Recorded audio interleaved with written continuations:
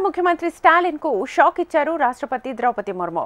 వైద్య విద్యలో ప్రవేశాల కోసం నిర్వహించే నీట్ పరీక్ష నుంచి తమిళనాడు నుంచి మినహాయించాలని తీసుకొచ్చిన బిల్లును తిరస్కరించారు. ఇది దక్షిణాది రాష్ట్రాన్ని అవమానించడమేనంటున్నారు స్టాలిన్. వారు మన అభ్యర్థనను తిరస్కరించొచ్చు కానీ మన పోరాటాన్ని ఆపలేరు. ఈ నిర్ణయాన్ని సవాల్ చేసేందుకు న్యాయపరమైన మార్గాలను అన్వేషిస్తాం, న్యాయ నిపుణులను సంప్రదిస్తామని స్టాలిన్ అసెంబ్లీలో తెలిపారు. దీనిపై సమగ్రంగా చర్చించేందుకు ఏప్రిల్ 9న అఖిలపక్ష సమావేశానికి పిలుపునిచ్చారు. ఇప్పటికీ త్రిభాషా విధానం, హిందీ వివాదం, డీలిమిటేషన్ వంటి అంశాలపై కేంద్రం, తమిళనాడు సర్కారు మధ్య కొనసాగుతున్న వివాదానికి తాజాగా నీట్ తోడైంది. వైద్య విద్యలో ప్రవేశాల కోసం నిర్వహించే నీట్ పరీక్ష నుంచి తమిళనాడును మినహాయించాలని గత కొన్నేళ్లుగా రాష్ట్రం డిమాండ్ చేస్తున్న సంగతి తెలిసిందే. దీనిపై కేంద్రం, డీఎంకే ప్రభుత్వం మధ్య వివాదం కొనసాగుతోంది. ఈ పరిణామాల వేళ స్టాలిన్ సర్కారుకు గట్టి ఎదురుదెబ్బ తగిలింది. తమిళనాడు పంపిన నీట్ వ్యతిరేక బిల్లును రాష్ట్రపతి ద్రౌపది ముర్ము తిరస్కరించారు. ఈ విషయాన్ని సీఎం స్టాలిన్ రాష్ట్ర శాసనసభలో వెల్లడించారు. తమిళనాడు అసెంబ్లీలో 2021-22లో 2 సార్లు బిల్లును ఆమోదించి కేంద్ర ప్రభుత్వం ఆమోదం కోసం ఎదురుచూస్తున్నామని, తాజాగా ఆ బిల్లును రాష్ట్రపతి తిరస్కరించారని స్టాలిన్ చెప్పారు. స్కూల్ పర్ఫార్మెన్స్ ఆధారంగా అడ్మిషన్లకు అనుమతి ఇవ్వాలని గత ఏడాది జూన్లో సభ ఏకగ్రీవంగా తీర్మానం చేసిందన్నారు. తమిళనాడు ప్రభుత్వం చాలా స్పష్టంగా వివరణలు ఇచ్చినప్పటికీ నీట్ నుంచి రాష్ట్రాన్ని మినహాయించేందుకు కేంద్రం నిరాకరించిందన్నారు. నీట్పై రాష్ట్ర ప్రభుత్వం చిరకాలంగా సాగిస్తున్న పోరాటం కొనసాగుతుందని చెప్పారు.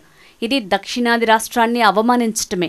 అయితే వారు మన అభ్యర్థనను తిరస్కరించొచ్చు కానీ మన పోరాటాన్ని ఆపలేరు అని వ్యాఖ్యానించారు స్టాలిన్. సహకార సమాఖ్యవాదం చరిత్రలో కేంద్ర ప్రభుత్వ వైఖరి ఒక చీకటి అధ్యాయమని వ్యాఖ్యానించారు. తమిళనాడు ప్రజల అభిప్రాయాల్ని, అసెంబ్లీ తీర్మానాలను పూర్తిగా విస్మరించిందన్నారు. తదుపరి కార్యాచరణపై సమగ్రంగా చర్చించేందుకు ఏప్రిల్ 9న అఖిలపక్ష సమావేశానికి ఆయన పిలుపునిచ్చారు. ఇదే సమయంలో కేంద్రం నిర్ణయాన్ని సవాల్ చేసేందుకు న్యాయపరమైన మార్గాలను అన్వేషిస్తున్నామని, న్యాయ నిపుణులతో సంప్రదిస్తున్నామని సీఎం తెలిపారు. కాగా నీట్ వ్యవహారంలో అధికార డీఎంకేది ద్వంద్వ వైఖరి అని విమర్శించారు ప్రతిపక్ష నేత, మాజీ ముఖ్యమంత్రి ఎడప్పాడి పళనిస్వామి.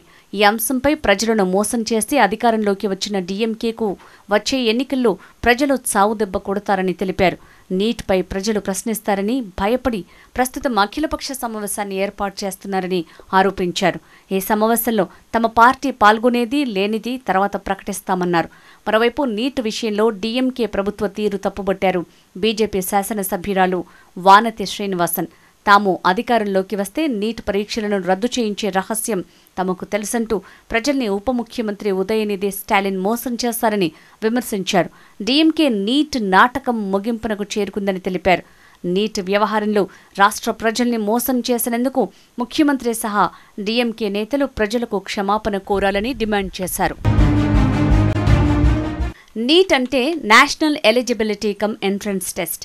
ఇది దేశంలోనే వివిధ వైద్య విద్యా సంస్థలలో ఎంబీబీఎస్, బీడీఎస్ కోర్సుల్లో ప్రవేశం పొందేందుకు నిర్వహించే ప్రవేశ పరీక్ష 2020 నుంచి అమల్లోకి వచ్చింది.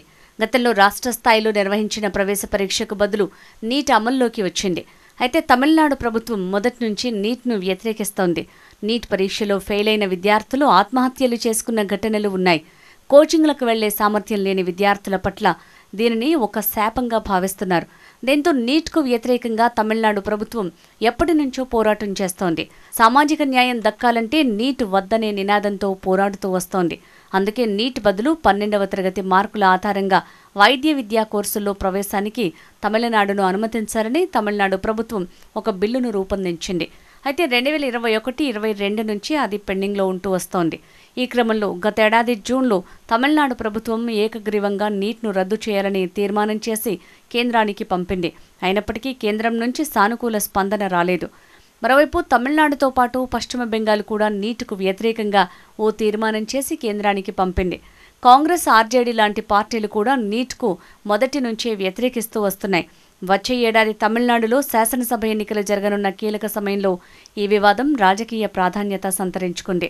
నీట్ పరీక్షను రద్దు చేయాలని తమిళనాడు శాసనసభ ఆమోదించిన బిల్లుకు రాష్ట్రపతి అనుమతి నిరాకరించడం రాష్ట్రంలోని అనేక రాజకీయ పార్టీలు, విద్యార్థి సంఘాలకు పెద్ద షాక్గా మారింది.